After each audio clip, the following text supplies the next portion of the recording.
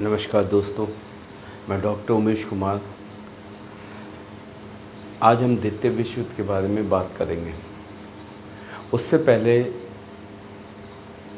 प्रथम विश्व युद्ध जब मैंने आपको करवाया था, उसके बाद मैंने आपको बताया था जब उसके परिणाम थे वुडरो विल्सन के 14 सूत्री कार्यक्रम। उसके तहत पेरिस शांति सम्मेलन, पेरिस शांति सम्मेलन में यथार्थवाद और आदर्शवाद की तो परिकल्पना आप वुडरो विल्सन के 14 सूत्री कार्यक्रम में देख रहे हैं। तो यथार्थवाद फ्रांस और ब्रिटेन, लॉयड जॉर्ज और कैलमेसो, इन दोनों के आपसी स्वार्थ या हित के तहत जो संधियां की जा रही हैं, उन संधियों का दुरुपयोग करते हुए इन्होंने इसके बीजारोपण कर दिए थे। यानी इसकी पृष्ठभूमि वहाँ पे ही स्थापित हो गई थी। एक इतिहासकार फौज ने कहा है कि वर्साय की संधि 20 वर्षों का युद्ध विराम है। वाकई में वर्साय की संधि जर्मनी पे इतना भयानक आर्थिक शोषण था तथा उसके जो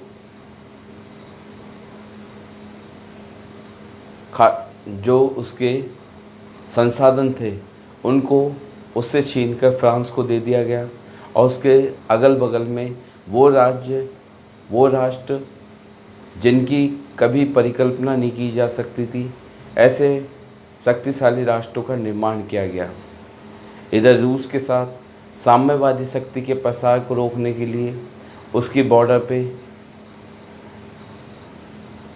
एस्टोनिया, लाटविया, लिथुआनिया, बेलारूस जैसी एक सीरीज स्थापित कर दी, जिससे उसका विस्तार पश्चिम की तरफ रोका जा सके। तो ये जो नीतियाँ थी यथार्थवाद की, इन नीतियों ने एन केन पकड़ें हमें द्वितीय विश्व युद्ध की ओर धकेल दिया। राष्ट्रसंघ जो एक संस्था थी जिसका कार्य शांति व्यवस्था विश्व में बनाने की थी, उसका खुद संस्थापक अमेरिका उसका सदस्य नहीं बना। इस वजह से उस संस्था की प्रासंगिकता ख़त्म होती नजर आ रही है। वो इटली के मुसोलिनी को, जर्मनी के हिटलर को वापस अपने क्षेत्र जो उनसे छीन लिए गए थे उनको लेते हुए देख रहे हैं, लेकिन किसी प्रकार की कोई प्रतिक्रिया नहीं कर पा रहे।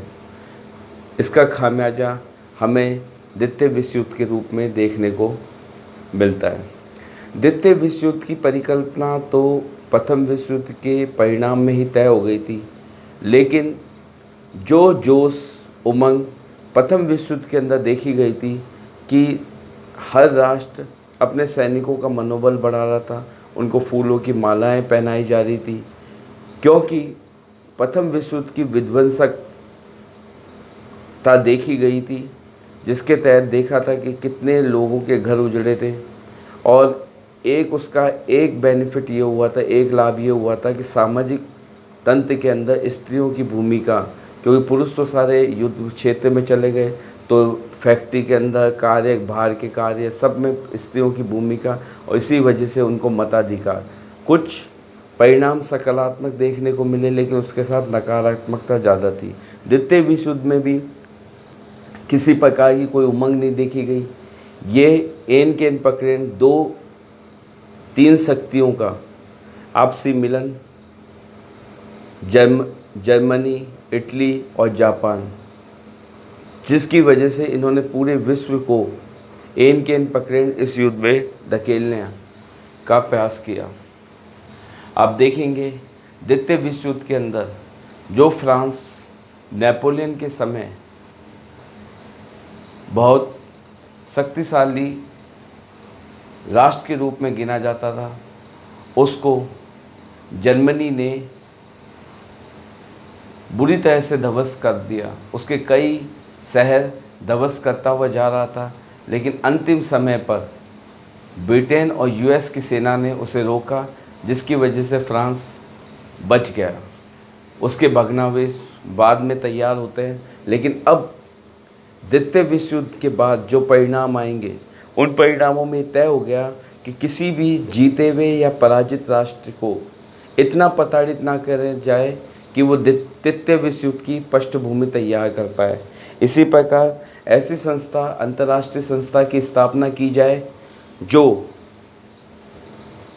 जिसके पास पूरे विश्व को संगठित और संचालित करने की ताकत दी जाए, जिसके उपरांत वो इस विश्व युद्ध को कवर कर पाए।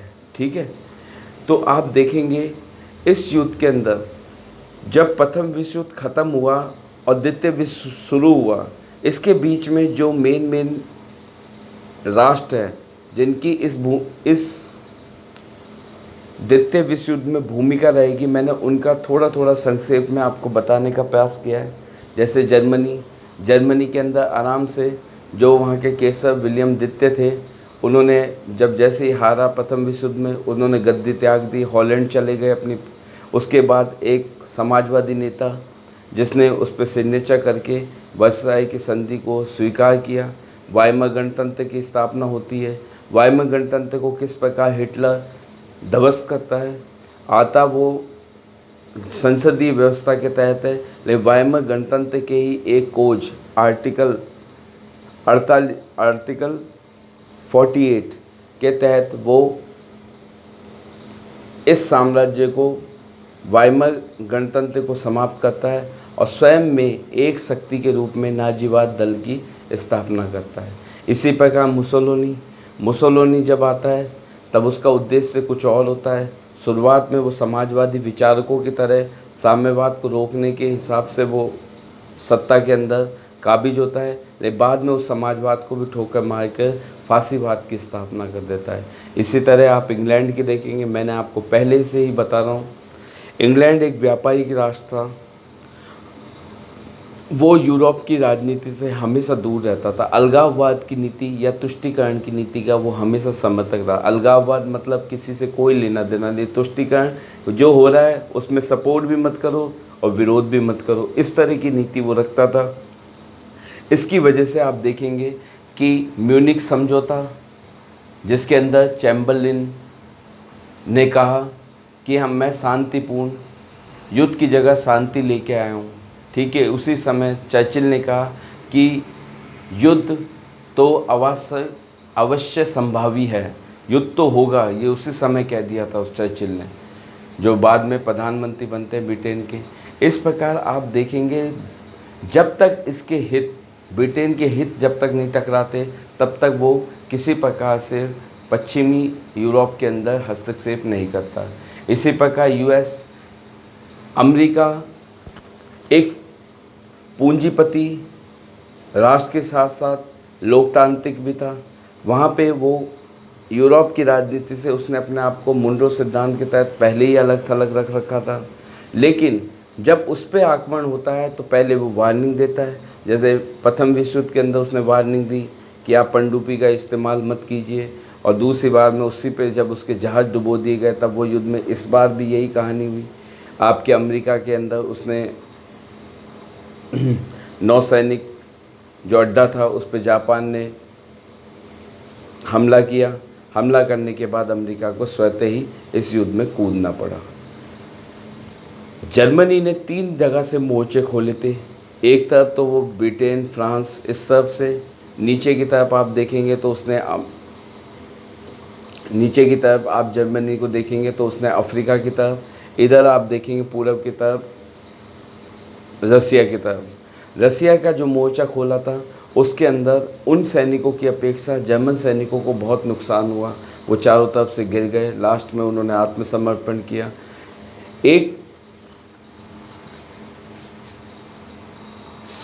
एक आपको इंटरेस्टिंग चीज़ लगेगी कि जितने भी दोनों विश्व युद्ध के अंदर युद्ध क्षेत्र के विजेता मित्र राष्ट्र, जिसमें ब्रिटेन और अमेरिका, इन दोनों ने अपने क्षेत्र पे किसी प्रकार का कोई प्रभाव नहीं पड़ता, इसलिए ये हमेशा सक्षम बने रहेंगे। और जो इसके परिणाम आएंगे वो परिणाम दुखदायी केवल उन राष्ट्रों के लिए होंगे जो इसके बीच में पिस जाएंगे। आप देखेंगे पहले युद्ध के अंदर भी पृष्ठभूमि और युद्ध क्षेत्र आपका पश्चिमी यूरोप और जिसके अंदर रसिया, द्वितीय के अंदर भी आपको पश्चिमी यूरोप और फिर रसिया। इस बार एशिया का जापान शामिल हो गया था। तो आप ये देखेंगे कि इनकी जो रणनीति है वो इस प्रकार से है कि ये कम से कम प्रभावित हों, ज़्यादा से ज़्यादा युद्धोत्तर क्षेत्र के अंदर स्थापित राष्ट्र होते थे। रसिया को एन के एन पकड़ें, रसिया पहले अनाक्रमक संधियाँ की जाती है उससे, जिससे उसका ध्यान हट जाता है, बाद के अंदर उस पर आक्रमण कर दिया जाता है। पहले आप देखेंगे तो उस टाइम भी आपके रसिया के साइबेरियन से ही आक्रमण हुआ था, इधर भी आपके साइबेरियन से आक्रमण होता है। बाद में रसिया एन के एन पकड़ें ना चाहते हुए भी इस युद्ध में शामिल होना पड़ता है। द्वितीय विश्व युद्ध की एक होने की वजह आर्थिक मंदी थी। आर्थिक मंदी से जो गणतंत्र स्थापित सरकारें थी, उनकी जो नीतियाँ थी वो आम व्यक्तियों को संतुष्ट नहीं कर पा रही थी। इसका फ़ायदा आपको नाजीवाद और फासीवाद के रूप में देखने को मिलेगा। उन्होंने इसको, जो आपदा थी आपदा को उन्होंने अपने कुशल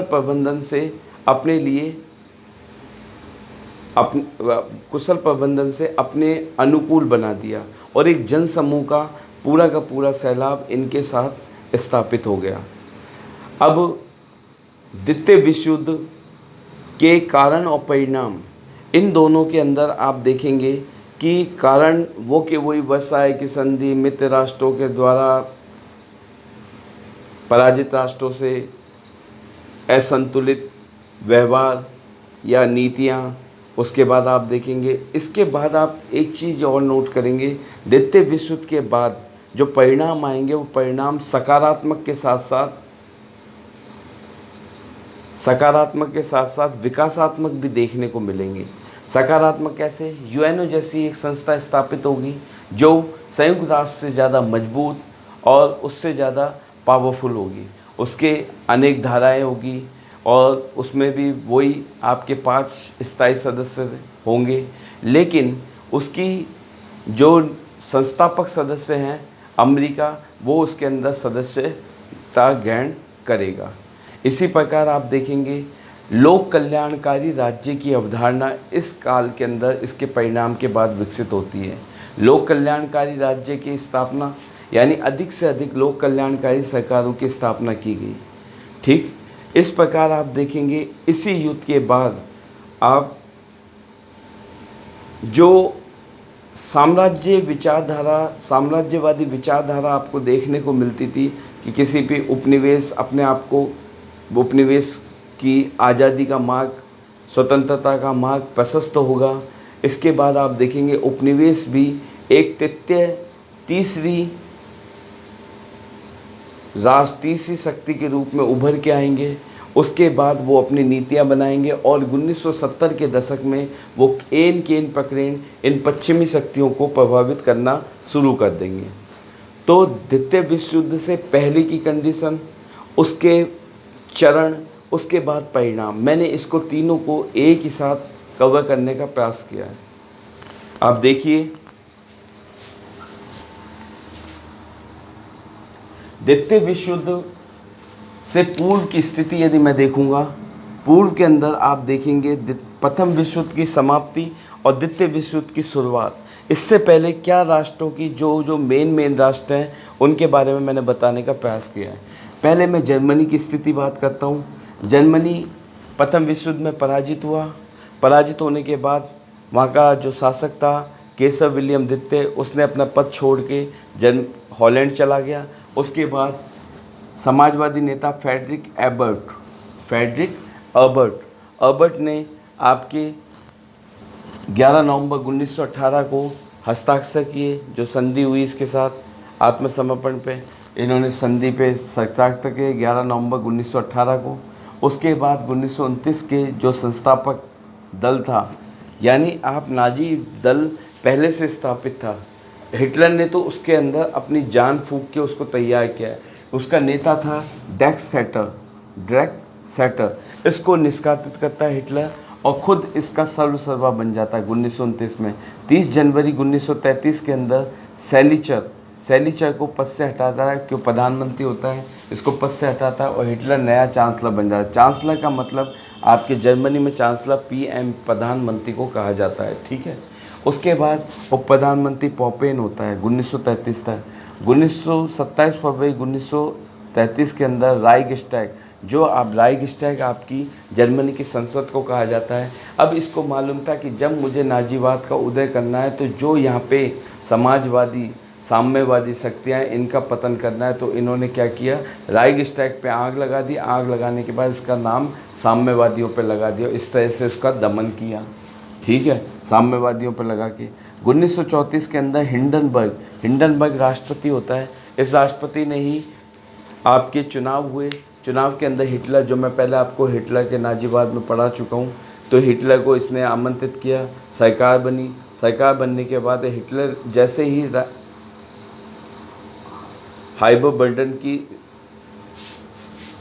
हिंडनबर्ग की जब मृत्यु होती है, उसके बाद में आपका जर्मनी के हिटलर द्वारा राष्ट्रपति और प्रधानमंत्री के पद को एकीकृत करके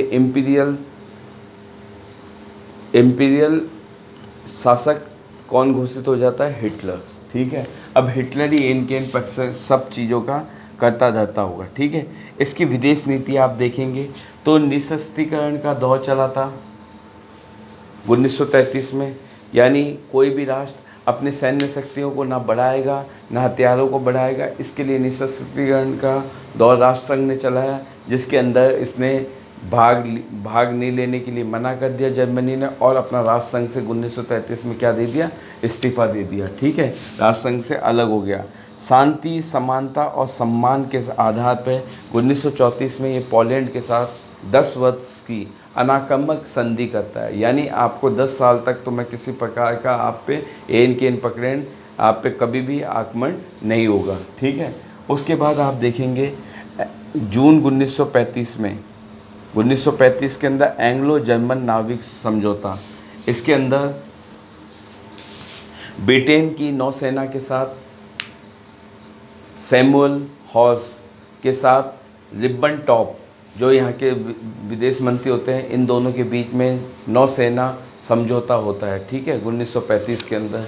इस तरह से इसने अपनी एंग्लो जर्मन नाविक समझौता किया रिब्बनटॉप और सैमुअल हॉल के साथ, ठीक है। फिर इसने मार्च 1936 के अंदर राइनलैंड पे अधिकार कर लिया। राइनलैंड पे अधिकार करने के बाद एक इतिहासकार ने कहा है, क्या हुआ, जर्मनी के लोग अपने बगीचे की दीवार के पीछे ही तो जाके आए हैं। तो इस तरह के शब्द जिसका कोई विरोध करने वाला नहीं, क्योंकि इसने, मैंने बताया ना कि इसने अपनी नीति इस तरह से अग्रसर की कि मित्र राष्ट्रों को भनक भी नहीं पड़ी, यानी मित्र राष्ट्रों को अपने सहयोग में रहे कि हाँ नहीं, मैं शांति यूरोप में संतुलन बनाने के लिए इन क्षेत्रों का क्या अधिग्रहण कर रहा हूँ। यानी यूरोप के राष्ट्र इस तरह से रहे मित्र राष्ट्र कि उन्होंने सोचा नहीं कि हाँ भाई कोई आक्रमण होगा या नहीं होगा। और मैंने आपको बताया ब्रिटेन की अलगाववादी नीति, जो इसकी अभी मैं बताऊंगा, तो ये अलगाववादी नीति, तुष्टीकरण की नीति, ये तभी आक्रमण में कूदेगा जब इस पे इसके क्षेत्र या इससे किसी ने संधि कर रखी है, उसकी संधि का यदि कोई संधि का क्या होगा, विच्छेद होगा, ठीक है, तब इसको आक्रमण में कूदना पड़ेगा, ठीक है। उसके बाद आप देखेंगे रिब्बनटॉप, राइनलैंड पे अधिकार 1936 में। उसके बाद रोमन, बर्लिन और टोक्यो 6 नवंबर 1937 के अंदर आपके बनता है रोम, बर्लिन, टोक्यो। एंटी कॉमिंटन पैक्ट इसको बोलते हैं, एंटी कॉमिंटन पैक्ट या धुरी राष्ट्र। जर्मनी की आपके जर्मनी, इटली और जापान, ठीक है, बर्लिन, रोम और टोक्यो, ये होता है 6 नवंबर 1937 के अंदर स्थापित, ठीक। उसके बाद इससे पहले आपके 1936 में जापान के साथ जर्मनी का हो जाता है एंटी कॉमिंटन पैक्ट, ठीक है। और उसके बाद में ये इटली के साथ होता है, तो ये क्या बन जाती है आपके रोम, बर्लिन, टोक्यो, ठीक है।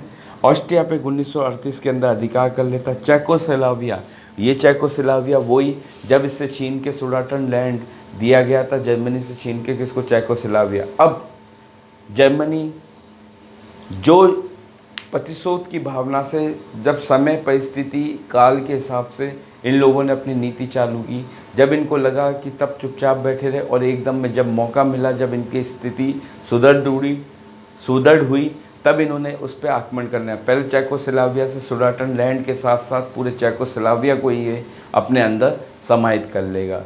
ऊपर के जितने भी आप देखेंगे, नॉर्वे, स्वीडन, फिनलैंड, उसके बाद बगल में नीदरलैंड, डेनमार्क, इन सब को ये अपने अंदर समाहित करता हुआ देखेंगे आप जब इसकी घटनाक्रम देखेंगे। ठीक है, उसके बाद आप देखोगे ऑस्ट्रिया पे चेकोस्लोवाकिया का अंगभंग 1938 की घटना है। म्यूनिख सम्मेलन बुलाया जाता है जिसमें 4 राष्ट्र होते हैं आपके, जर्मनी के हिटलर के साथ साथ जो उनका विदेश मंत्री होता है रिब्बेनट्रॉप, इटली मुसोलिनी के साथ साथ चियानो, ब्रिटेन के प्रधानमंत्री चैम्बरलेन और फ्रांस के दलादिये। यानी इसने मित्र राष्ट्रों को अपने इन्फ्लुएंस में लेके, यानी अपने पक्ष में लेकर कार्यवाही करता जा रहा है। जो इनसे छीने गए थे उनको लेने के बाद वो मित्र राष्ट्र बोलते ये क्या, तो बोलता है सर मैं संतुलन बनाने का प्रयास कर रहा हूँ, यूरोप में संतुलन नहीं बिगड़े, मित्र राष्ट्रों को भी साथ साथ रखकर। अब देखो इसमें 2 मित्र राष्ट्र आपको देखने को मिल रहे हैं। इटली जो मित्र राष्ट्रों की तरह था उसका भी आ गया, ब्रिटेन, और इधर आपके फ्रांस के दलादिया आ गए, चैम्बरलेन आ गए, और इटली के चियानो, इन लोगों को शामिल किया म्यूनिख और सुडेटन लैंड प्राप्त किया। ये इसकी हिटलर की, यानी दुश्मन को महसूस भी नहीं हो कि मैंने क्या किया और मेरा कार्य भी सिद्ध हो जाए, इस नीति, यानी इसकी कूटनीतिक विजय थी। इसके अंदर इसने ब्रिटेन को अपने पक्ष के अंदर रखते हुए, फ्रांस को अपने पक्ष में रखते हुए ये कार्य संपन्न किया। ठीक है, ये सुडेटन कूटनीतिक विजय। इसके साथ में इसने बोहेमिया और मोराविया जर्मन संरक्षण के अंदर ले लिया। ठीक है, उसके बाद रूस और जर्मन के बीच में अनाक्रमण संधि होती है 1939 की। इस संधि को तोड़ता हुआ ये बाद में आक्रमण करेगा। इसने प्रथम विश्व युद्ध के अंदर भी अनाक्रमण की संधि रखते हैं, किसके साथ, रूस के साथ। यानी आप पे मैं आक्रमण नहीं करूँगा, यदि मुझ पे आक्रमण होता है तो ये मुझ पे भी होगा और तुम पे भी होगा। तो यानी हम दोनों को संयुक्त रूप से सेना का अभ्यास करते हुए आपको आक्रमण करना पड़ेगा। ठीक है, अब आपको देखना पड़ेगा पोलैंड के टाइम, पोलैंड की युद्ध, पोलैंड पे जिस प्रकार हम प्रथम विश्व के अंदर जब हम देखते हैं कि ऑस्ट्रिया का राजकुमार फर्डिनेंड की हत्या होती है, तब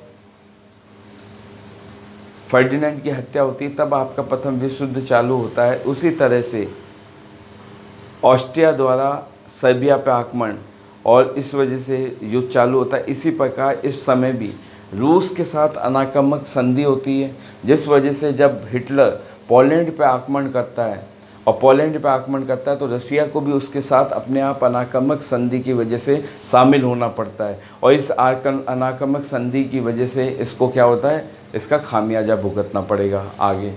तो अब आप देखेंगे रूस के अनाक्रमक 1939 में पोलैंड पे अटैक होता है 1 सितंबर 1939 के अंदर, जिसके तहत हिटलर 23 अगस्त को हिटलर की धमकी कि पोलिस का गलियारा और डेंजिंग बंदरगाह मुझे दे दिया जाए, लेकिन वो नहीं देता, तो इसलिए आक्रमण किया जाता है 1939 में। अब इस वजह से कौन शामिल हो जाएगा, अनाक्रमक संधि की वजह से आपको रूस को भी शामिल होना पड़ेगा। ठीक, उसके बाद आप देखेंगे इटली की स्थिति।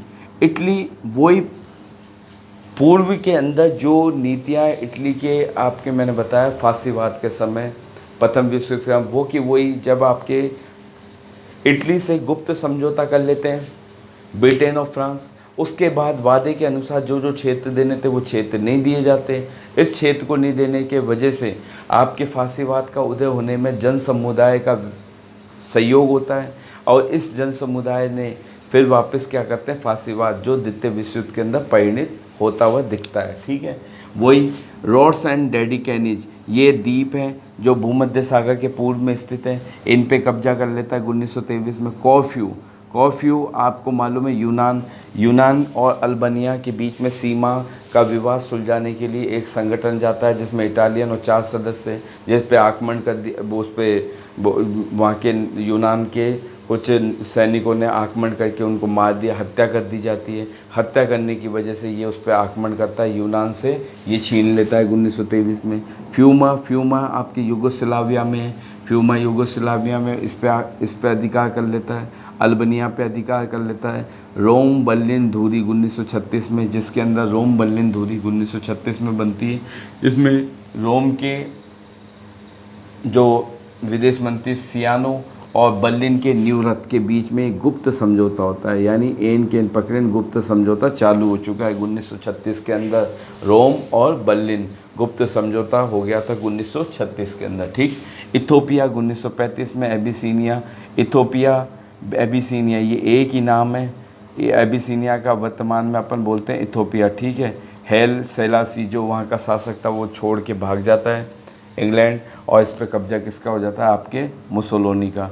स्पेन का गृह युद्ध, अब स्पेन का गृह युद्ध क्या था, स्पेन में क्या हुआ, जो सम्राट था वो गद्दी छोड़ के भाग जाता है, ठीक। वहाँ गृह युद्ध हो जाता है।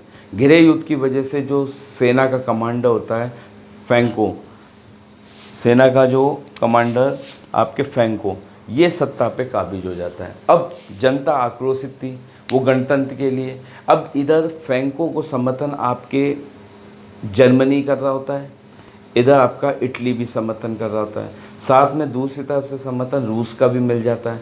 लेकिन मित्र राष्ट्र थे वो फ्रैंको की मदद नहीं कर रहे थे। अब मित्र राष्ट्र रूस ने सोचा कि कुछ समय बाद ये आएंगे मदद के लिए, लेकिन वो नहीं आते, उल्टा वो दबाव बना देते हैं रशिया को कि आपको किसी प्रकार की मदद नहीं करनी है। लेकिन उधर उसकी मदद जारी रहती, किसकी, आपके जर्मनी और इटली की। इस वजह से रशिया सोचता है कि ये इनकी मित्र राष्ट्रों की ये नीति है कि रूस का प्रसार, साम्यवाद का प्रसार हमारे देशों में नहीं हो, इसलिए इसको फंसाए रखो। तो इसलिए वो किसके साथ जुड़ जाएगा, अब ये इनके पक्ष में आ जाएगा, किसके, जर्मनी के और आपके इटली के। इस वजह से फ्रैंको विजयी होता है, फ्रैंको विजय स्पेन का शासक बन जाता है, ठीक है। उसके बाद आओ आप फ्रांस पे।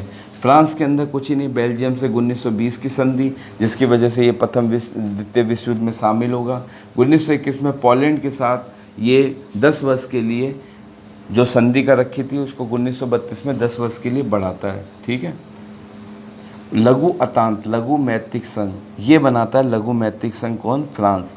इसमें चेकोस्लोवाकिया, रोमानिया, यूगोस्लाविया और फ्रांस। चेकोस्लोवाकिया के साथ 1924 में, रोमानिया के साथ 1926 में, यूगोस्लाविया के साथ 1927 में संधि कर ली जाती है, किसके द्वारा, फ्रांस के द्वारा। रूस, जापान की बात करोगे तो जापान को प्रथम विश्व युद्ध के अंदर जापान को सांटुंग प्रांत मिलता है, सांटुंग प्रांत मिल जाता है। उसके बाद जापान के साथ अच्छे खासे रिश्ते चल रहे होते हैं। लेकिन इसी दौरान 1921 में वाशिंगटन सम्मेलन होता है। वाशिंगटन सम्मेलन करने का उद्देश्य, इसमें इसका उद्देश्य ये था, 5 राष्ट्र इसमें भाग लेते हैं। निशस्त्रीकरण और नौसैनिक जो सेना है उसमें कमी लाना, यानी किसी इन पकड़े हथियारों की होड़ को बचाए रखना जिससे दोबारा कोई युद्ध नहीं हो। तो इसके अंदर ये भाग लेता है। भाग लेने के बाद जापान लेने जाता है, भाग लेता है। उसके बाद 1921 में और तनाका स्मरण पत्र जारी करते हैं। जो तनाका वहाँ का जापान का राष्ट्रपति होता है, पीएम, तो वो वहाँ से तनाका स्मरण पत्र जारी करता है 1927 में। इसके अंदर क्या करता है, तनाका जो स्मरण पत्र है जो जापान द्वारा जारी किया जाता है, तो तनाका जो राष्ट्रपति होते हैं, प्रधानमंत्री होते हैं जापान के, उन्होंने जारी किया था। उन्होंने इसे एशिया का मुनरो सिद्धांत कहा था। कहने का मतलब, जिस प्रकार मुनरो सिद्धांत आपको याद होगा, अमेरिका के राष्ट्रपति जब ऑस्ट्रिया के हैब्सबर्ग हैब्सबर्ग वंश के मेटरनिक ने जब स्पेन के एक उपनिवेश लैटिन अमेरिका अपने आप को आज़ाद घोषित करने की कोशिश कर रहा होता है, राष्ट्र राज्य संधि, तब उस दौरान वो मेटरनिक सेना भेजने की बात करता है। तब वहाँ का मुनरो, राष्ट्रपति अमेरिका का, वो कहता है, ये मुनरो सिद्धांत प्रतिपादित करता है, ये दक्षिण अमेरिका के गलियारे के अंदर है, यदि यहाँ पे कोई आक्रमण किया गया तो ये हम पे आक्रमण होगा। इसी प्रकार तनाका स्मरण पत्र में ये घोषित कर दिया जाता है, एशिया वालों की है, यदि एशिया पे कोई आक्रमण किया जाता है तो ये हम पे आक्रमण किया जाएगा। इसलिए इसको तनाका स्मरण पत्र को क्या बोलते हैं, आपके एशिया का मुनरो सिद्धांत। ठीक है, ये यहाँ पे आ गया। उसके बाद इसने अब करना लगेगा मंचूरिया कांड। जापान मंचूरिया पे आक्रमण करता है, वहाँ पे अपना ही एक कठपुतली शासक जो घोषित कर देता है और इस तरह से मंचूरिया को बोलता है ये स्वतंत्र राज्य है, राष्ट्र है। ठीक है, 1933 में राष्ट्र संघ से क्या कर देता है, अपने आप को अलग कर लेता है। एंटी कॉमिंटन पैक्ट जो 1936 के अंदर, अब आपको मालूम है एंटी कॉमिंटन पैक्ट के अंदर आपके 3, रोम, बर्लिन और जापान। क्यों आया एंटी कॉमिंटन पैक्ट में, अब समझ में आ गया, क्योंकि तनाका स्मरण पत्र से अमेरिका के मुनरो सिद्धांत को अपने में लागू कर दिया। एक तरह से आपकी प्रतिक्रियावादी नीति, यानी आपके खिलाफ, यानी इनके सेना और शस्त्रों को दबाने का प्रयास किया गया वाशिंगटन में। तो इसने सोचा कि नहीं, अब मैं समकक्ष रहूँगा, जितना ब्रिटेन और जितना आपके पास, किसके पास, अमेरिका के पास सैन्य शक्ति और शस्त्र हैं, उतने मेरे पास हो जाएंगे, तब मैं इस संधि पे हस्ताक्षर कर लूँगा। तब इस बात पे विवाद हुआ, लेकिन इन्होंने मानने नहीं की, ना इसकी बात सुनी गई। बाद में इसने अपनी नौसैनिक शक्ति में भी बढ़ोतरी करेगा और साथ में अपने क्षेत्र विस्तार में भी बढ़ोतरी करना प्रारंभ कर देगा। ये आपकी पृष्ठभूमि तैयार हो रही है किसके लिए, द्वितीय विश्व युद्ध के लिए, यानी प्रथम विश्व युद्ध और द्वितीय विश्व युद्ध के बीच की घटनाएं हैं ये। उसके बाद यूएस का वाशिंगटन सम्मेलन, यूएस की बात करूँगा तो 1921 में इसमें यूएस भी लेता है, फ्रांस भी लेता है, ब्रिटेन भी लेता है, इधर आपका जापान और इटली भी लेता है। अब ये दोनों तो अपने विकास क्रम को इनके समकक्ष रखने की बात करते हैं, लेकिन ये मानते नहीं है, तब ये लोग तो अपना अलग रुख अपना लेते हैं। तो इसलिए वाशिंगटन सम्मेलन निरस्त हो जाता है। उसके बाद कलांग बिरिया पैक्ट होता है 1928 में। ये शॉर्ट नोट्स में आ सकता है, कलांग बिरिया पैक्ट। इसमें पेरिस समझौता होता है जिस पे हस्ताक्षर किए जाते हैं। ठीक है, 1930 में लंदन के नौसैनिक के साथ कौन, यूएसए कर लेता है हस्ताक्षर। उसके बाद रूजवेल्ट जो यूएस का राष्ट्रपति होता है, वो कहता है कि लुटेरों ने अपना नया राज्य स्थापित कर दिया। लुटेरे किस किस को बोल रहा है, ये जापान के लिए भी बोल रहा है, जर्मनी के लिए भी बोल रहा है, इटली के लिए, इन तीनों के लिए बोलते हैं लुटेरों ने अब अपना नया राष्ट्र स्थापित कर लिया है। ठीक है, इस प्रकार से आप देखेंगे ये प्रथम विश्व युद्ध के बाद की और द्वितीय विश्व युद्ध के पहले की जो राष्ट्र अग्रणी भूमिका निभाएंगे द्वितीय विश्व युद्ध में, उनकी स्थिति बताई है मैंने आपको। ठीक है, उसके बाद आप देखेंगे इंग्लैंड की मैंने बताया, जब तक ये एक बढ़िया है, जब तक ये नहीं उतरता, जब तक इसके खुद के व्यापारी वर्ग है, जब तक इसके खुद के आर्थिक नहीं, यदि इसके आर्थिक हित किसी प्रकार से प्रभावित नहीं होंगे तो ये कभी भी युद्ध में नहीं उतरता। लेकिन यहाँ पे आर्थिक हित अलगाववाद की नीति रखता है 1919 से 30 तक, तुष्टीकरण की नीति 1930 से 31 तक। मैंने इनके प्रधानमंत्री का काल बताया, जिसमें आप देखेंगे लॉयड जॉर्ज, वही प्रथम विश्व युद्ध के बाद में जब ये प्रधानमंत्री होते हैं, बॉनरल और मैकडोनल्ड, 1900 इसने रखी। फिर मैकडोनल्ड, बाल्डिवल और चैम्बरलेन, इन्होंने कैसे लिखी, तुष्टीकरण की नीति। आपको बताया म्यूनिख समझौते के अंदर आपको देखने को मिल रहा है कि किस प्रकार आपको देखने को मिल रहा है। म्यूनिख समझौते के अंदर ये भाग लेने जाते हैं चैम्बरलेन, और वहाँ से आते हैं कि मैंने युद्ध और शांति में से मैं शांतिपूर्ण क्या लेके आया हूँ, संधि लेके आया हूँ। ठीक है, चेकोस्लोवाकिया का अंग भंग और म्यूनिख समझौता तुष्टीकरण की नीति के उदाहरण है। ठीक है, सोवियत रूस की स्थिति, थर्ड इंटरनेशनल कॉमिंटन का मतलब होता है साम्यवाद।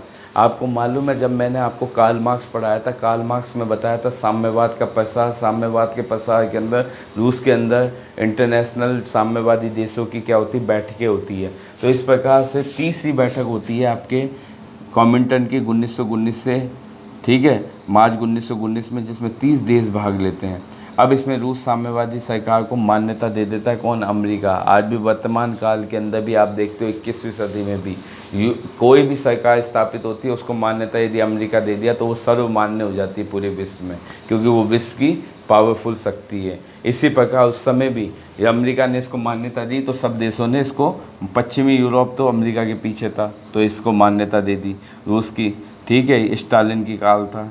फिर राष्ट्रमंडल की भी सदस्यता मिल जाती है इसको, जो अपने राष्ट्र संघ बनाया था उसकी सदस्यता 1934 में मिलती है। 1939 में रूस और जर्मनी के बीच में स्टालिन की वजह से क्या होता है, एक समझौता हो जाता है, ठीक है। थर्ड यानी अनाक्रमक की संधि का आपकी ये हो जाती है, यानी रूस पे आक्रमण या जर्मनी पे आक्रमण तो स्वतः हम पे आक्रमण, ठीक है। 1939 में थर्ड इंटरनेशनल होता है, उसके अंदर आपको देखने को मिलेगा 60 देश भाग लेते हैं, ठीक है। उसके अंदर आप देखोगे यूएस ने इसको क्या बोलते हैं, लाल आतंक, जैसे पीत आतंक नाम सुना था जापान के लिए, जब आपको मैं बता रहा था कि जापान के अंदर, जापान को बोलते थे पीत आतंक, इसको बोलते हैं लाल आतंक।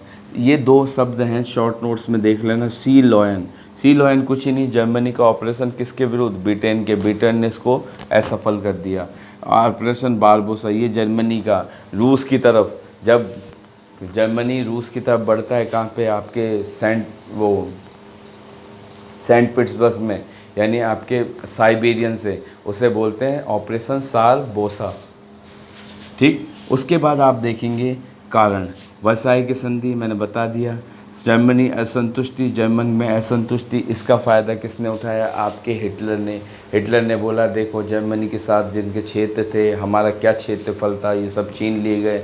तो वहाँ की जनता चाहती थी हमारे जो 1914 से पहले जो हमारे साम्राज्य की सीमाएं थी वो रहनी चाहिए। हिटलर ने उसमें नहीं, इससे बड़ा होना चाहिए। आपको सब मैंने बताया कि हिटलर ने कहा कि हम महान और शुद्ध रक्त वाले हैं, हमारे पास क्या होना चाहिए, बहुत बड़ा क्षेत्रफल होना चाहिए यूरोप का, सब जर्मन एक हो जाओ। इस प्रकार जर्मन असंतुष्ट, राष्ट्र संघ असफल क्योंकि वो जर्मनी को भी नहीं रोक पाया और इधर इटली को भी नहीं रोक पाया।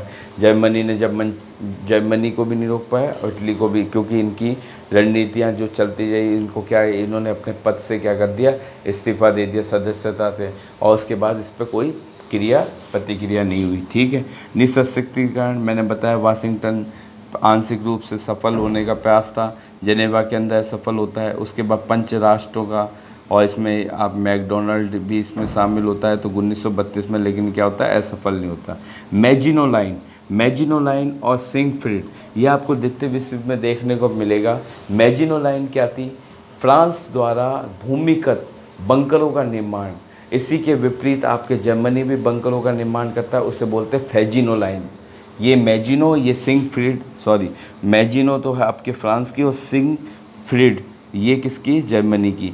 समानता का सिद्धांत मैंने बताया, जापान ने मांग की थी वाशिंगटन सम्मेलन की, जब आपकी सेना जितनी है उतनी मेरी सेना इकट्ठी हो जाए, उसके बाद मैं आपके साथ समानता का व्यवहार नहीं करने की वजह से जापान भी आपके इसमें शामिल हो जाता है, तीनों का गुट बन जाता है, जापान, जर्मनी और आपके रूस का, जर्मनी, जापान और इटली का, ठीक है। उसके बाद आप आगे देखेंगे यहाँ पे उग्र राष्ट्रवाद आपको देखने को मिलेगा। उग्र राष्ट्रवाद का मतलब क्या है कि यहाँ पे इटली में फासीवाद मुसोलिनी के नेतृत्व में, और यहाँ पे जर्मनी में नाजीवाद, ठीक है। तानाशाह का उत्कर्ष, अब मैंने बोला इन्होंने पहले संसदीय व्यवस्था से अंदर आए, उसके बाद में खुद को तानाशाह घोषित किया, इधर आ गया हिटलर और इधर आ गया मुसोलिनी, दो दल साम्यवादी विरोधी। यह अब देखो इनके उदय का एक मेन रीजन है जो मैं शुरुआत से पढ़ा रहा हूँ, मध्यम वर्ग और कुलीन वर्ग।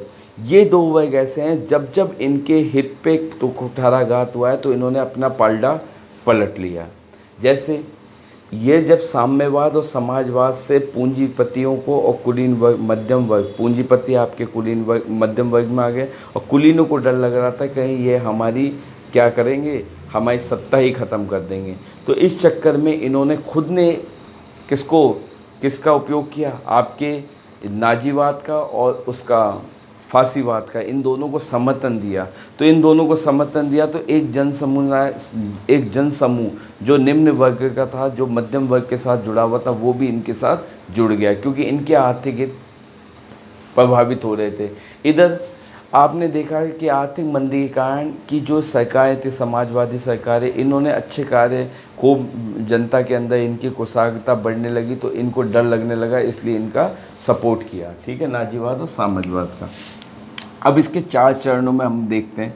सितंबर 1939 में चालू होता है, मैंने बताया 1 सितंबर को इस पे पोलैंड पे आक्रमण, पोलैंड के आक्रमण के साथ ही आपके प्रथम विश्व युद्ध चालू हो जाता, द्वितीय विश्व युद्ध चालू होता है। इसमें 1 सितंबर, मैंने सन लिखी है, जिस सन की घटना है वो बताइए, उसके बाद में जो तारीखें हैं ये आपको ध्यान रखने, शॉर्ट नोट्स में तो नहीं आता लेकिन ऑब्जेक्टिव टाइप में आ जाता है। 1 सितंबर 1939 में जर्मन पोलैंड पे आक्रमण करता है, और ये इतना तेज़ी से युद्ध होता है जैसे वो तड़ित चालित युद्ध प्रणाली, जिससे वो पोलैंड का पश्चिम भाग पे पूरा कब्जा कर लेता है, ठीक है।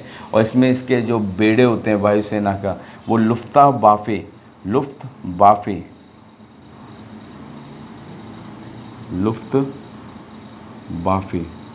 ये बेड़ा होता है वायुसेना का, जो इसमें भाग लेता है, ठीक है। 3 सितंबर को आप देखेंगे ब्रिटेन और फ्रांस, जब इस पे आक्रमण होता है, मैंने बोला अनाकम्मक की संधि थी, इस वजह से ब्रिटेन को कूदना पड़ता है। तो 3 सितंबर को ब्रिटेन और फ्रांस दोनों युद्ध के अंदर घोषणा कर देते हैं, किसके खिलाफ, जर्मनी के खिलाफ। 29 सितंबर को सोवियत रूस, जिसने, अब ये पोलैंड पे आक्रमण करते हैं, तो यानी 1 से लेकर 29 सितंबर 28 दिन में पूर्वी भाग तो किसके पास हो जाता है, पोलैंड को, पूर्वी पोलैंड सोवियत रूस के पास, पश्चिमी पोलैंड जर्मनी के पास। और क्यों होता है, आपको मैंने बताया 1939 की जो संधि हुई थी इन दोनों के बीच में, अनाकम्मक की संधि, रसिया और आपके रूस के बीच में जो संधि होती है, इसकी वजह से अनाकम्मक संधि की वजह से आपका इस पे पोलैंड पे अधिकार होता है, ठीक है। उसके बाद 2 दिसंबर को 1939 को आप देखेंगे फिनलैंड राष्ट्रसंघ में अपील करता है कि साहब हमें बचाइए। राष्ट्रसंघ बोलता है भाई क्या हुआ, तो इसका ये है कि रूस ने 1932 पे इस पर आक्रमण किया था। आक्रमण करके मैन रहीम, यहाँ का जो सेनापति था, उसने ये आत्मसमर्पण करके इसने संधि की थी, जिसमें कौन सी झील, लाडोगा झील के आगे तक का क्षेत्र किसके पास था, रूस के पास। अब इसने ये अपील लगाई, राष्ट्रसंघ ने बोला आप वापस लौटाइए, रूस ने मना कर दिया। तो इस तरह से फिनलैंड की राष्ट्रसंघ में अपील, और इस तरह से फिनलैंड किसके पास आ गया, रूस के पास, इसका अधिकार हो गया। अब एक युद्ध में फौनी बार, ये फौनी बार का मतलब कृत्रिम युद्ध, यानी दशा तो युद्ध की दिखाई जा रही है कि द्वितीय विश्व युद्ध चल रहा है, लेकिन उस दौरान किसी प्रकार का कोई आक्रमण नहीं, कोई सैन्य गतिविधि नहीं, ये देखने को मिलती 6 महीने तक वो काल चालू होता है, उससे बोलते हैं फौनी बार, यानी दिखाने कृत्रिम युद्ध, ठीक है, जिसमें दिखाया जाता है। नवंबर 1939 से अप्रैल 1940 तक, यानी 6 महीने ये चलता है, जिसके अंदर आपको देखने को मिलेगा किसी प्रकार की कोई सैन्य गतिविधि नहीं होती है। फिर उसके बाद आप आगे देखेंगे 1940 के अंदर, अप्रैल में हिटलर नॉर्वे और डेनमार्क, ये ऊपर है नॉर्वे, स्वीडन, फिनलैंड, नॉर्वे को खा गया, ये जर्मनी के बिल्कुल पास में ही है, ये आपके डेनमार्क ऊपर ही, इन दोनों को ये कब्जा कर लेता है 1940 में। हॉलैंड, बेल्जियम, यहाँ पे आपके नीदरलैंड किसका नाम है, हॉलैंड, वर्तमान में नीदरलैंड है, पहले हॉलैंड था। हॉलैंड और बेल्जियम को भी ये यहाँ पे कब्जा कर लेता है। अब यानी इसने अपने आसपास के क्षेत्र को अपने अंदर ले लिया, कि जिसकी वजह से अब यहाँ पे फ्रांस के बाद में इंग्लिश चैनल के बाद में यहाँ आएगा आपका ब्रिटेन, यानी इसके बाद अब यहाँ पे आक्रमण होना है। फिर जून में फ्रांस का जर्मन के समक्ष आत्मसमर्पण, यानी मैंने बोला 3 मोर्चे खोले, और जर्मन का अपने इस साइड में, यानी अब इस बेल्ट से ले रहा है ये, नीदरलैंड डेनमार्क को गया, उसके बाद नीदरलैंड गया, डेनमार्क, नीदरलैंड, उसके बाद में आप फ्रांस गया। अब किसका नंबर आएगा? अब आपको दिख रहा है कि यहाँ पे ब्रिटेन ही पड़ेगा, ठीक है। जब जून के अंदर, जून 1940 में फ्रांस ने आत्मसमर्पण कर दिया और तब भी इस पर खूब बमबारी की और इसके जो 6 राज्य थे, बड़े बड़े शहर थे, उनको सबको नस्ते नाबूद कर दिया। जून में इटली ने भी युद्ध की घोषणा कर दी और इसने युद्ध कहाँ पे किया? इसने साउथ की तरफ। इटली ऐसे बना हुआ है, इसके यहाँ पे आपको दिखेगा यूनान, यूनान, और यहाँ पे आपके अफ्रीका के मिस्र, यहाँ पे अल्बेनिया, इन पे इन्होंने आक्रमण का इसने अपनी सेना भेज दी, ठीक है। जुलाई से सितंबर से हिटलर ने, अब इसका मैंने बोला अगला टारगेट क्या आएगा? ब्रिटेन। ब्रिटेन पे अधिकार करने की कोशिश की, जिसको क्या कर दिया? असफल कर दिया। और मैंने ऑपरेशन बताया था, इसका ऑपरेशन क्या बताया था? बारबोसा। बारबोसा तो उसका था सी लियोन, सी लॉयन, सी का लॉयन। कौन बन रहा है आप? सी का लॉयन। लॉयन तो ये तो नहीं था, लेकिन ब्रिटेन को तो बोलते थे दत्ते, किसका? समुंदर का दत्ते बोला जाता था, लेकिन इसको, इसने सी लॉयन के नाम से अपना ये अभियान चलाया।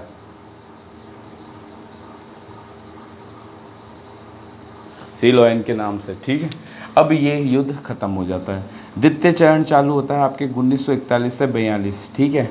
इसमें 1941 की जून में जर्मनी रूस पे आक्रमण कर लेता है। पहला मोर्चा इधर खोल दिया, दूसरा मोर्चा अब रूस की तरफ। अब यहाँ से आपको मालूम है नॉर्वे, स्वीडन, फिनलैंड, और यहाँ पे आपको दिख रहा है रूस का यहाँ पे आ जाएगा, इधर से आपके रूस का साइबेरिया। साइबेरिया पर अनाक्रमण की संधि का उल्लंघन जो 1939 के अंदर हुई थी, जिसके तहत आपको पोलैंड का पूर्वी भाग किसको मिला था? सोवियत रूस को मिला था, ठीक है। 1 सितंबर को जापान का धुरी राष्ट्र के साथ युद्ध में प्रवेश। जापान अब प्रवेश कब करता है? 1941 के अंदर, सितंबर के अंदर। और ये क्योंकि आप देखेंगे पृथ्वी की संरचना, आप मैप में देखेंगे तो यहाँ पे आपका जापान है, तो यहाँ पे प्रशांत महासागर पूरा घूमा हुआ है। इधर आपका आ जाएगा यूएसए।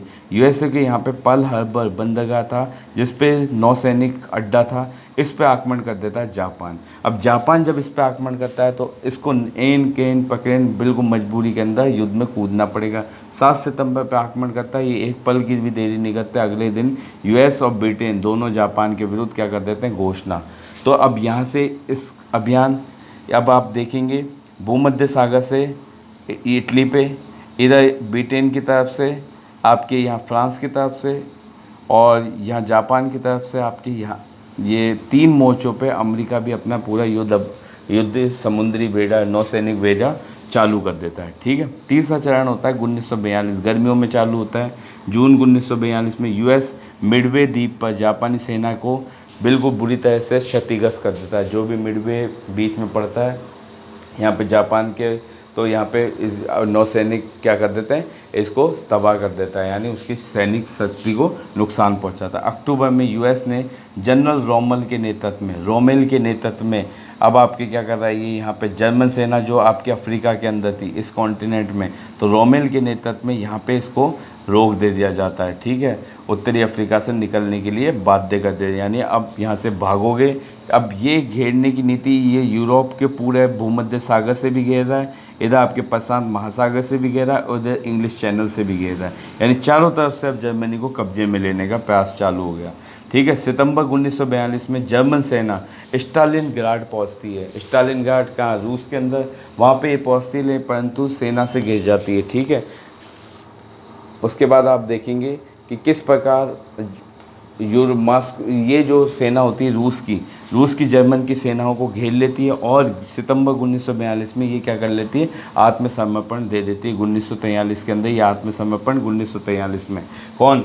आपकी जर्मन सेना, क्योंकि रसिया का वहाँ पे प्रभुत्व होता है और वो साइबेरिया के अंदर उसके सैनिकों का अच्छा अभ्यास होता है बजाय इनके, तो इसलिए वो साइबेरिया के सैनिक इनको घेर लेते हैं। 1 लाख के करीब जर्मन सैनिक इस युद्ध में मारे जाते हैं इस अभियान के अंदर। उसके बाद चतुर्थ चरण होता है जुलाई 1943 से अगस्त 1945 तक, ठीक है। 1943 में आप देखेंगे 23 जुलाई को मुसोलिनी को गिरफ्तार कर लेते हैं। मैंने बताया यहाँ से घुसे तो यहाँ पे आपका इटली आ गया, इटली के अंदर यहाँ मुसोलिनी को गिरफ्तार तो फांसीवाद ख़त्म, फांसीवाद को गैर कानूनी, और इटली 3 सितंबर को क्या कर देता है? 1943 में इटली समर्पण कर देता है। रूसी सेना, इसमें 1 लाख सैनिक, वो तो मैं बता चुका। जून 1944 के अंदर नॉर्मंडी पे यूएस ब्रिटेन का आक्रमण, ये आपका फ्रांस था। फ्रांस पे इन दोनों की संयुक्त सेना यहाँ पे नॉर्मंडी फ्रांस के अंदर स्थित है, यहाँ पे आक्रमण करती है। क्योंकि जर्मनी बिल्कुल तबाही मचा रहा होता है फ्रांस में, तब ये यहाँ पे आक्रमण करते हैं। तो यहाँ से फिर उसके बाद उनकी सेना परास्त होकर भागने लगती है। तो जो यहाँ आसपास क्षेत्र थे, बेल्जियम, हॉलैंड, फ्रांस, जर्मन से मुक्त हो जाते हैं। बेल्जियम, हॉलैंड, फ्रांस यानी नीदरलैंड, आपका बेल्जियम और फ्रांस तीनों को मुक्त करवा दिया जाता है जून 1944 में। 1945 में 2 मई की घटना है, जर्मनी आत्मसमर्पण कर देता है। ठीक है, हिटलर क्या करता है, समर्पण तो करता है, लेकिन क्या प्रकार से अपनी पत्नी का नाम होता है इब्रा बॉन के साथ आत्महत्या कर लेता है। इधर मुसोलिनी को वहाँ के ही लोग गोली मारते हैं। ठीक है, और इस प्रकार फांसीवाद का अंत हो जाता है, उधर नाजीवाद का। 6 अगस्त को अब जापान बसता है। जापान को 6 अगस्त 1945 के अंदर हिरोशिमा पे, 9 अगस्त को नागासाकी पे परमाणु बम का इस्तेमाल होता है। परमाणु बम से इतने भयभीत हो जाते हैं, पूरा के पूरा तबाही मच जाती है।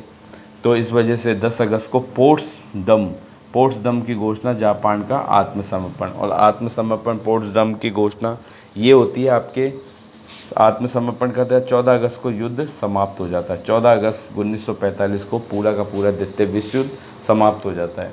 2 दिसंबर को आपको देखने को मिलेगा अमेरिकी जहाज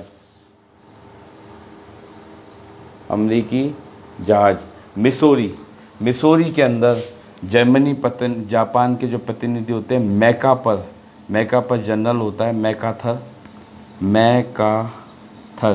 मैकाथर के समक्ष मिसौरी जहाज़ पे क्या करते थे, आत्मसमर्पण और हस्ताक्षर कर लेते हैं। ठीक है साहब, ये ख़त्म हुआ आपका द्वितीय विश्व युद्ध के जो घटनाक्रम थे और इससे पहले की जो स्थिति मैंने आपको बताने का प्रयास किया। ठीक, परिणाम में वही परिणाम, अब वही युद्ध शांति, लेकिन इसके परिणाम सकारात्मक रूप से हमें वर्तमान 21वीं सदी में भी प्रासंगिक रूप से देखने को मिल रहे हैं। यूएनओ जो इसी काल की आपकी संस्था है, जो वर्तमान में भी आपके अस्तित्व में है। दूसरी आपके लोक कल्याणकारी वेलफेयर स्टेट, इसकी आपको आज भी हर देश की वेलफेयर स्टेट होती है, यानी उसकी पॉलिसी होती है कि लोक कल्याणकारी अधिक से अधिक किए जाएंगे। ठीक है, उसके बाद आप देखेंगे 3 करोड़ सर्वाधिक नुकसान। रूस को प्रथम विश्व युद्ध में भी इसी पे आक्रमण, द्वितीय विश्व युद्ध में भी इसी पे आक्रमण, ले लास्ट में इसकी साइबेरियन की जो राजनीति है वो बिल्कुल इसके सेकुलर है और लास्ट में यही विजयी प्राप्त करता है। ठीक है, यूरोप एशिया के पराजित राष्ट्रों का पुनरुत्थान के लिए 2 योजना बनाई, याल्टा सम्मेलन और पोट्सडम सम्मेलन। पोट्सडम घोषणा, जापान का आत्मसमर्पण। अब ये फरवरी में याल्टा और जुलाई में ये है। कल्याणकारी राज्य की स्थापना, इंग्लैंड इसका एग्जाम्पल देखने को बेवरीज रिपोर्ट, जिसमें राज कल्याणकारी भावना का प्रतीक होगा, यानी जो आपका राज करते हैं उसका किसका प्रतीक होगा, आपकी कल्याणकारी भावना का प्रतीक होगा। अब इस काल में आप देखेंगे 2 शक्तियों का उदय होगा, शीत युद्ध के रूप में हम देखेंगे। एक होगी आपकी पूंजीवादी, जो अगला टॉपिक होगा, पूंजीवादी शक्ति यूएस, एक होगी साम्यवादी शक्ति रूस। अब इन दोनों के बीच में पूरे विश्व का 2 खेमे में हो जाएगा, पश्चिम की तरफ आपका पूंजीवाद, पूर्व की तरफ आपका साम्यवाद, इसका आपको देखने को मिलेगा। तो यूएस, अब ये लोग भी क्या करते हैं, अपना सैन्य संगठन बना रहे हैं, क्योंकि 2 विश्व की महाशक्ति उदय होता है इस काल के अंदर। आपके सिलेबस में लिखा हुआ है 2 विश्व शक्तियों के बीच का युग। तो इसमें आप यूएस का देखेंगे, नाटो, उत्तरी अटलांटिक ट्रीटी ऑर्गेनाइजेशन, सेंटो और सीटो। ठीक है, उसने इधर रूस बताता वार्सा पैक्ट, यानी अब इनके सैन्य संगठन स्थापित हो जाते हैं। इसकी अब एक ये चीज़ वर्तमान में भी परिदृश्य में देखने को मिलती है। 1947 में होता है चतुर्थ कम्युनिस्ट इंटरनेशनल, साम्यवाद का प्रसार मुख्य माध्यम था। चीन में साम्यवादी सरकार अक्टूबर 1939 के अंदर इसको क्या मिलती है, स्वीकृति मिलती है। अक्टूबर 1943 में मास्को सम्मेलन, जिसमें सामान्य सुरक्षा हेतु एक अंतर्राष्ट्रीय संगठन की स्थापना का विचार किया जाता है, जो किसके रूप में, यूएनओ के रूप में आपको अस्तित्व में दिखाई देगी। किसके रूप में, यूएनओ के रूप में आपको अस्तित्व में दिखाई देगी। अप्रैल जून 1945 में सैन फ्रांसिस्को के अंदर 51 राष्ट्र, पहले 50 थे, फिर एक जुड़ता है कौन सा, पोलैंड, और ये सिग्नेचर करते हैं और किसकी स्थापना होती है, यूएनओ की। यूएनओ को मैं अगले टॉपिक में बताऊंगा, लेकिन इससे पहले ये वाला क्वेश्चन अभी ये आपके लेक्चर के अंदर पूछा गया था क्रम से कि कौन सी संख्या, डेट पूछ ली थी, इसलिए मैंने एक जगह लिखवाने का प्रयास किया। लंदन घोषणा होती है 14 जुलाई 1941 को। अटलांटिक चार्टर होता है 1942 का। कासा ब्लांक, ये कहाँ पे है? कासा ब्लांक आपके मोरक्को में। मोरक्को आपके अमेरिका के अंदर, वो सॉरी दक्षिण अफ्रीका में। यहाँ पे मोरक्को कासा ब्लांक में होती है। मास्को आपके रूस के अंदर। तेहरान आपके ईरान में। डम्बार्टन ऑक्स आपके 21, ये डम्बार्टन ऑक्स आपके वाशिंगटन डीसी के पास में। ये याल्टा आपके वही रूस में। सब फ्रांसिस्को, सैन फ्रांसिस्को, ये भी आपके कहाँ पे? अमेरिका के अंदर। इसके अंदर आपकी स्थापना होती है किसकी? यूएनओ की। नमस्कार।